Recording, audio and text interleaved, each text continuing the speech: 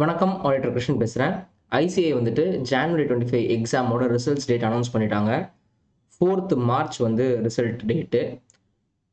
அதில் எக்ஸாக்டாக டைமிங் போடல. So any time after 9 AM results announce பண்ணலாம். So results exact time announce பண்ணதுக்கப்புறம் நான் ஒரு வீடியோ போடுறேன், அனௌன்ஸ் பண்ணிட்டாங்க அப்படின்னு சொல்லிட்டு. ஸோ நீங்கள் வந்து அப்படியே டென்ஷனாக இருக்க தேவையில்ல, நல்லா தூங்கி எழுந்துக்குங்க.